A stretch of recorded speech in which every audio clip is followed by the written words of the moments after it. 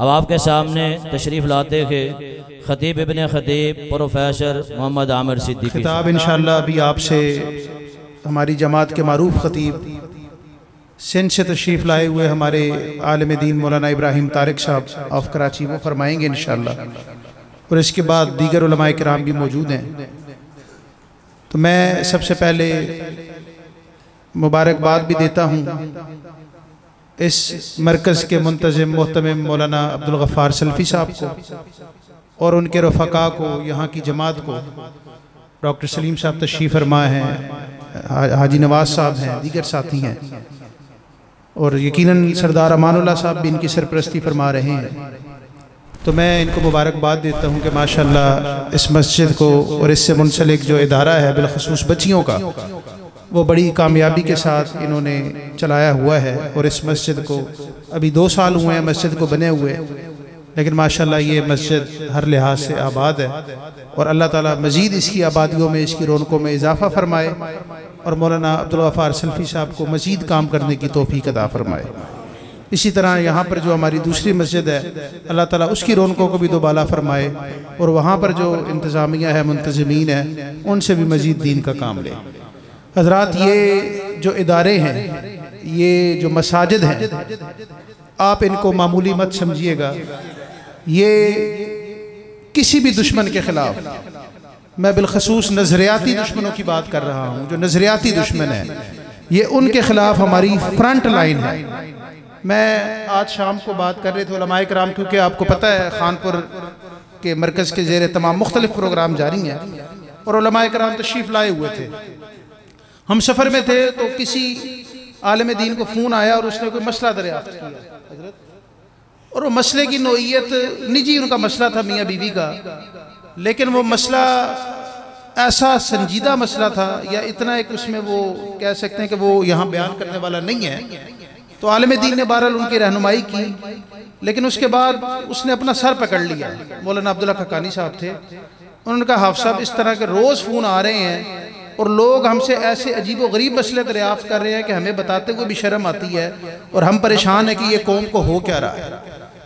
तो मैंने उनसे गुजारिश की, मैंने कहा बात ये है कि हमारी कौम जो है ना, वो ज़हनी तौर पर, 5 उंगलियां बराबर नहीं है, सब की बात नहीं कर रहा, लेकिन अमूम की बात कर रहा हूँ। ज़हनी तौर पर हमारे जहनों में जो है वो गंदगी को, फहाशी को और बेरारवी को, बेहयाई को भरा जा रहा है।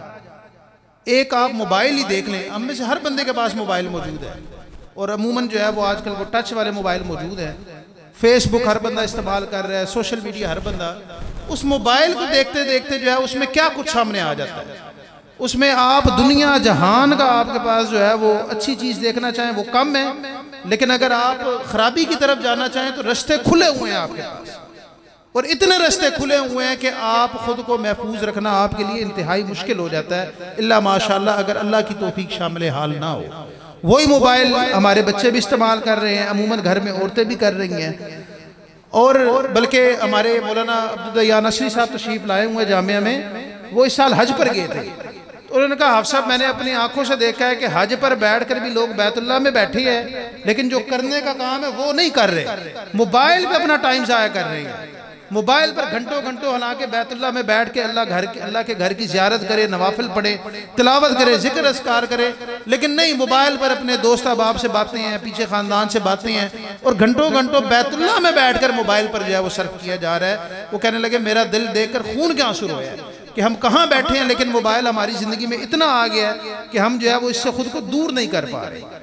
तो बात ये हर तरफ से यलगार है, बेरा रवी की, फहाशी की, उरियानी की, हमारी जहनों को आलूदा किया जा रहा है, हमारी नस्लों को ख़राब किया जा रहा है।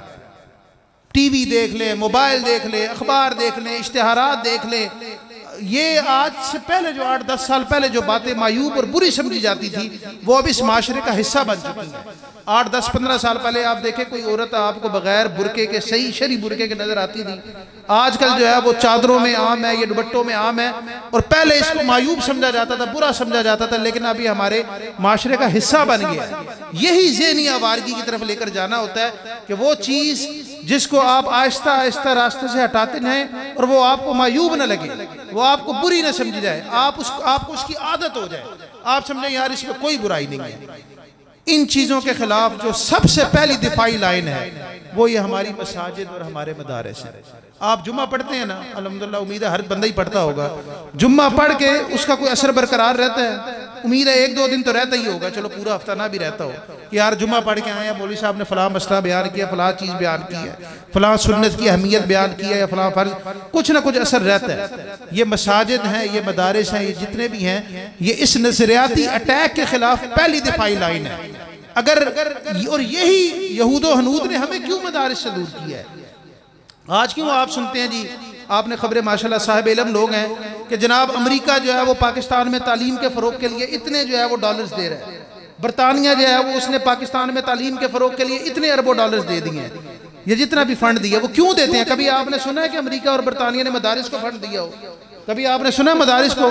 क्यों? वो कहते हैं यार इन मदारिस से जान छुड़ाओ, इन मदारिस का नतीजा तो हम कब से भुगतते आ रहे हैं। उन्होंने हम पर हुकूमत की है ना, जारी बात है। लेकिन उस दौर में भी अगर कोई फ्रंट लाइन पर कोई दिफाई लाइन थी वो हमारे ये मदारिस थे, ये हमारी मसाजिद थी।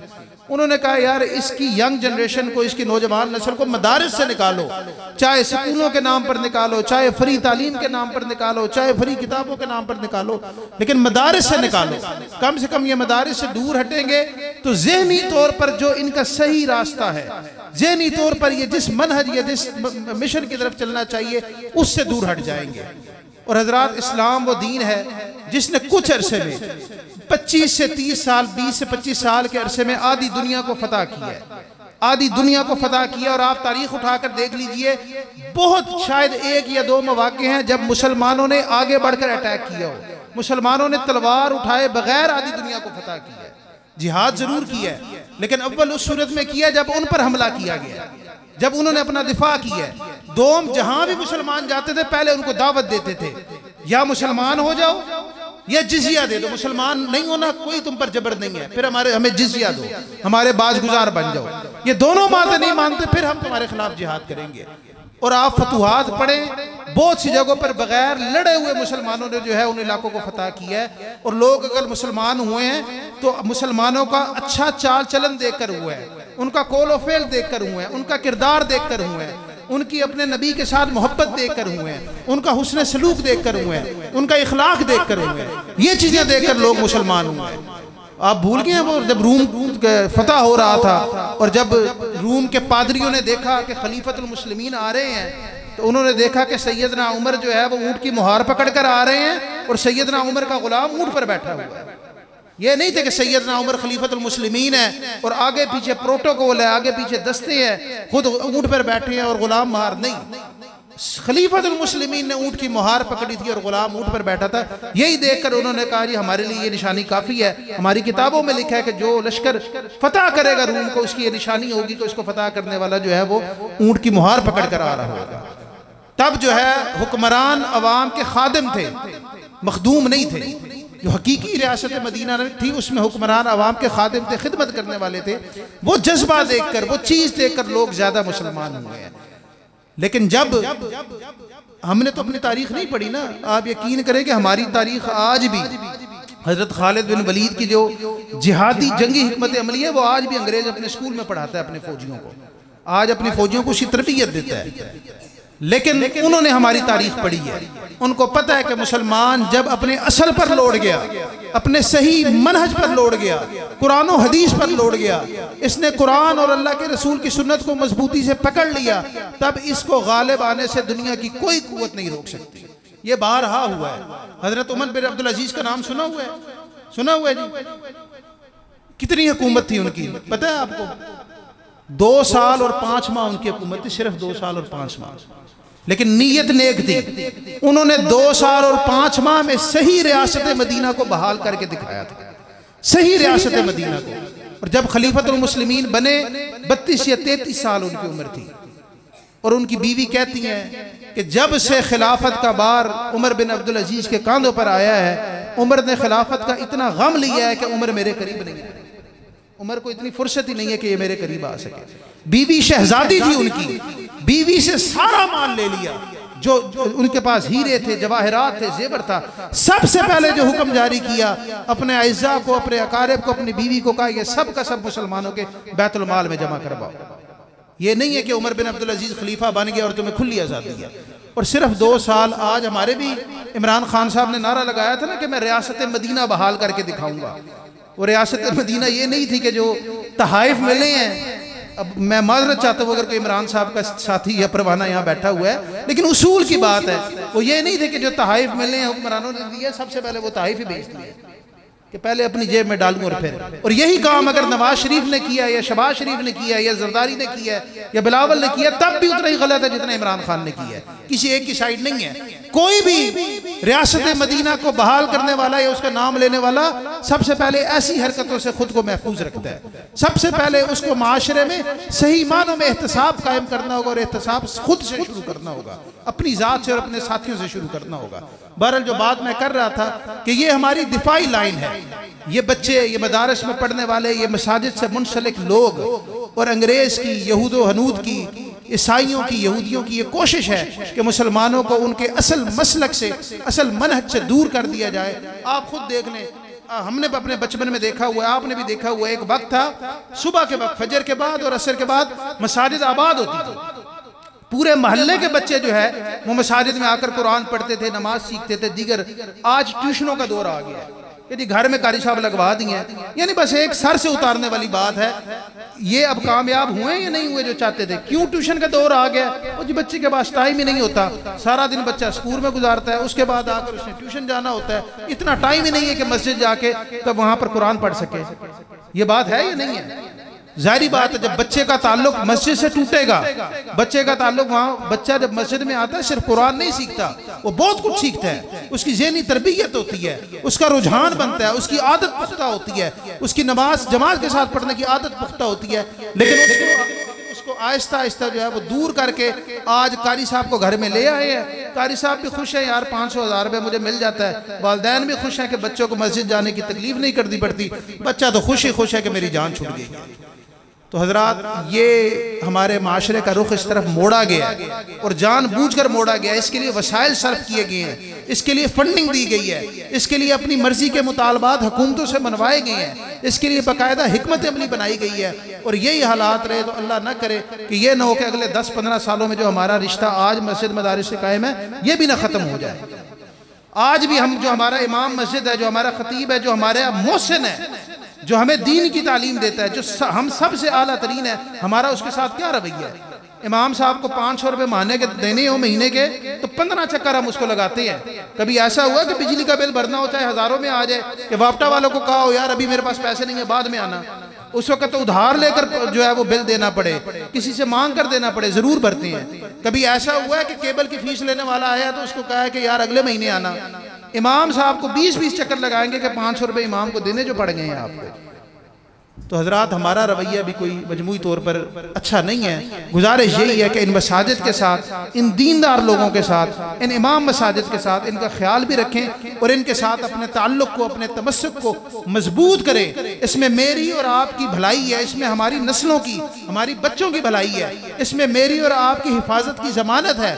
ये ना हो हमने तो दुनिया से चले जाना है लेकिन हमारी आने वाली नस्लें नाम नेहाद मुसलमान रह जाए। और ये हो चुका है। ये तुर्की की मिसाल आप देख लें, मिस्र की मिसाल देख ले, अरब में किसी हद तक की मिसाल देख ले। मुसलमान जरूर है लेकिन इस्लाम से कोसों दूर है। नाम के मुसलमान है, कलमा आता है, उससे आगे कुछ नहीं है। तो ये ना हो पाकिस्तान जो है वो वैसे ही निशाना है। पाकिस्तान आपको पता है कि सही मानों में इस्लामी रियासत है।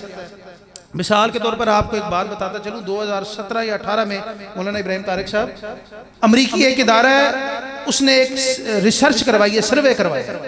उसने कहा दुनिया के जितने मुसलमान ममालिक हैं, हम ये देखना चाहते हैं कि किस मुल्क के लोग जो हैं वो ये चाहते हैं कि उनके मुल्क में सही मानों में इस्लामी निज़ाम नाफिज हो और सही मानों में कुरान और सुन्नत जो है वहाँ का कानून बने या कुरान और सुन्नत की अमलदारी हो। तो उन तमाम इस्लामी ममालिक में पाकिस्तान वो सबसे पहला मुल्क था जहाँ पर गालिबन उस वक़्त 90% से ज़्यादा लोग ये चाहते थे कि हमारे मुल्क में सही मानों में कुरान और हदीस की अमल दरामद हो। ये मैं नहीं कह रहा, ये रिपोर्ट बाकायदा छप चुकी है और जंग अखबार में भी इसका हवाला मौजूद है। प्यू रिसर्च सेंटर ने, ये अमेरिका ने कंडक्ट करवाई थी, उन्होंने करवाई थी।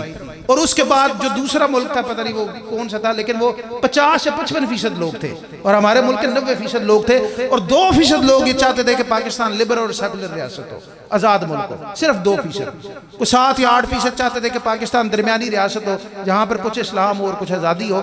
लेकिन 90% लोग ये चाहते थे कि सही मानों में ये इस्लाम का गढ़ बन जाए, इस्लामी किला बन जाए। तो उन्होंने हम पर रिसर्च की हुई है, उन्होंने हम पर सर्वे किया हुआ है और सही मानों में वो हमारी रूट्स तक, हमारी जो है बुनियादों तक पहुंचे हुए, जड़ों तक, कि ये लोग क्या चाहते हैं और इनको किस तरह बदलना है, और इस पर वो काम कर रहे हैं। बहरहाल अल्लाह पाक दीन के इन किलों की, इन मसाजिद की, इन मदारिस की हिफाजत फरमाए और मुझे और आपको ये तौफीक दे कि हम दीन के साथ अपने तमस्सुक को, अपने ताल्लुक़ को इन दीनदार लोगों के साथ ज़्यादा से ज़्यादा मजबूत करके, ताकि हमारी जो ब्रेन वाशिंग हो रही है हम उसका हिस्सा ना बने और हमारी नस्लें भी सही मानों में मुसलमान रहें। अल्लाह पाक मुझे और आपको अमल की तौफीक अता फरमाए।